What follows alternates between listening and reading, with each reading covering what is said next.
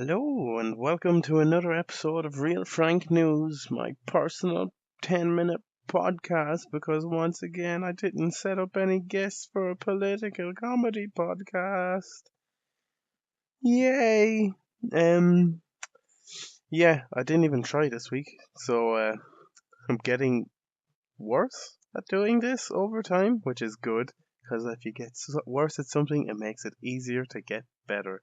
And that's what life is about, making things really, really easy and then finally doing them when they're so easy that it'd be harder to not do them. That's my life message for today. That's my moral of the story, fucking motto for y'all to live by. That's what you need to go out and do. But first bit of personal news. Our usual guest, Fiona Merlin, is currently in the skies going towards fucking Kuwait or Abu Dhabi or I seen it Kuala Lumpur. Yeah, she's on her way to Kuala Lumpur on her long journey towards Australia, from which she should start giving us a podcast from, I'm sure. So I was hoping the hurricane would cancel her flights because that would have been fucking hilarious. Um, but sadly they did not, and she left the country without coming to see me. So I'm calling her out for that too, because that was a very bitchy thing to do, Fiona. When you inevitably listen to this, I am distraught with emotional turmoil over it. I shall never recover emotionally from this horrendous act that has befallen upon me. Oh, and speaking of the hurricane, it was fine. It just got a bit windy here in the southeast of Ireland. I heard it was pretty shit down in the southwest where it hit first at its strongest, but as it got over the actual country, just a bit windy between like 12 and 6. And then it got a bit rainy and it stayed windy. And then today was lovely. It was a lovely day today. It was all sunny. There was absolutely no one around. It was great. Unfortunately, 3 people died doing things they were told exactly not to fucking do yesterday, which makes me kind of go, well, at least no one fucking died going out trying to act like a fucking smartass and going out into the ocean or into a river or something because, oh, that'll be so fun.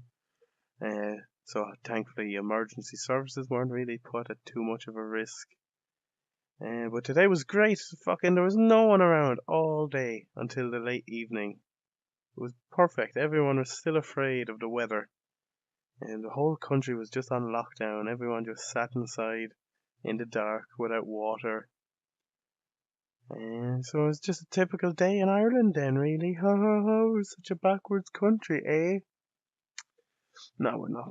We're doing fine. We're doing fine. If it wasn't for all the people and the government, this country would be fucking brilliant. It'd be great. I'd have nothing but good things to say about it. But unfortunately, that's not the world we live in. The world we live in is filled with governments and people. I had nothing to add there. I had no punchline to that, so I apologize for that. Um, and again, I'm going to talk about Star Trek because that's what I do on this. That's what I do. Dad, fuck for the first time in Star Trek and Star Trek, I should say, and I said the word fuck twice in like 10 seconds, and I was just like, my eyes bulged. I was like, what the fuck did she just say? And then the next guy goes, fuck again. I was like, what the fuck did he just say? It was amazing. It was amazing. That's how nerdy I am. When they say fuck on the television, I'm like, yeah, so that was cool.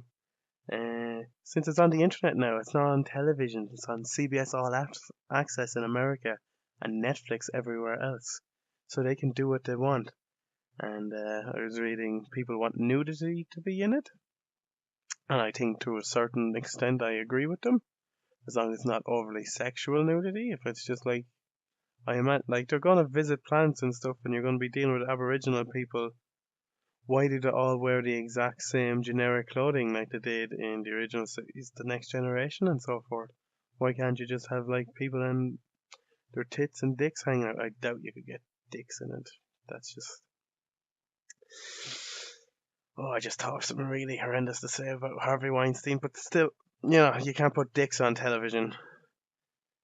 But for whatever reason, you have boobs though, and boobs are great. Everybody likes boobs. Women like boobs, gay men like boobs, so everyone's okay. But women in America are repulsed by a penis, is what I'm gathering. And then the rest of the world, it's just kind of like, oh, that's a penis. And they just kind of get on with their lives. I wouldn't say all of the rest of the world. There's enough fucking thick cunts over on this side of the Atlantic too that'd be like, oh my god, that thing my husband has, or that thing I have, is on the television. Think of the children. Think of the children, 50% of which who have one of these, and the other 50% of which who will likely touch one of these in their lifetime, due to the fact that everyone on the planet just wants to fuck each other all the time. That's my world opinion. That's all everyone ever wants to do all the time, and we should just let it happen. Just give up on this whole society thing. It's just like, where's everybody at? A big Project X party for the rest of human civilization. What's the worst that could happen? We all die out, but that's fine. The Earth will move on. Get dinosaurs again. Get a new species of reptilian humanoids to take over the planet, like those episodes of Doctor Hugh, Doctor Hugh, Doctor Who's younger cousin, Doctor Hugh. Uh, yeah, so that's all there is. There's a new Beatles documentary on Netflix. It's a new old Beatles documentary. And yet again, I had to sit through about 2 hours of documentary to learn about one or two new things about the Beatles, which has been the case for several years now. The only thing that kind of stood out to me was they were talking about putting the lyrics on the back of the Sgt Pepper album, and how ridiculous that was at the time. It wasn't really a done thing, and that like 3 months to make an album. It was super long back then. I'm just like, it took like Mumford and Sons 2 years to bring out their worst album to date. So like, Jesus, it's like the best album of all time, and a lot of critics' books took 3 months to make on a 4-track recorder. And it's like, it hasn't been beaten. It's still there. You'd be very hard pressed to find genuine top 10 music albums without Sgt Pepper in it. You'd be very hard pressed, because not only is it great, it was so influential for other albums. So yeah, if a top 10 doesn't with music doesn't have the Beatles mentioned prominently, I just ignore it, because they're my opinions, and my opinions are facts as far as I'm concerned. And your opinions are facts as far as you're concerned, but they're not as far as I'm concerned. I honestly just don't care.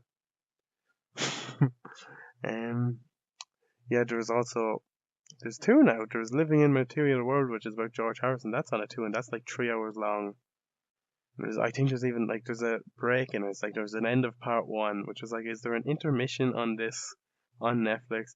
And again, that was like 3 hours, and I learned very little new information. But it was just nice to see the same information presented again in yet another background for the interview. My Beatles album collection is growing every month because I'm subscribed to the Diageo magazine, which I'm super happy about. I got one of those vinyl holder things that fits about 12 or 13 vinyls in it, so I have most of them stacked away in that. And yeah, that's all I can think about really. The hurricane wasn't too bad. That's what I was kind of end this on. It was kind of a big hullabaloo about nothing really. A lot of people were very ill prepared for it, despite the fact they had quite a lot of time to prepare for it, and a lot of people bought the completely wrong things. I know Tesco down the town ran out of biscuits, and I'm pretty sure Lidl down the town ran out of bread, and I'm just kind of like, you're going to be inside doing what you usually do, plus or minus 6 hours because you have the day off from work. It's like, what? Why did you need biscuits and bread for the day? Like, if it's a few people, I get it, but hundreds of thousands of people doing this and acting crazy over nothing. We're a strange breed of people.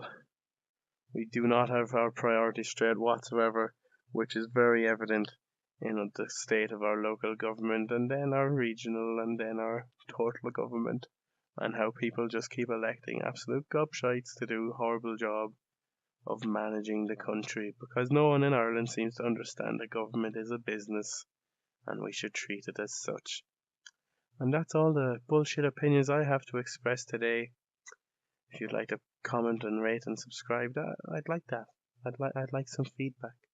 I'd like some input. I'd like some return on my investment here. So have a nice day. Go enjoy your week. I hope you enjoyed my Blade Runner review on Saturday. Now away with you. Away. Goodbye. Goodbye.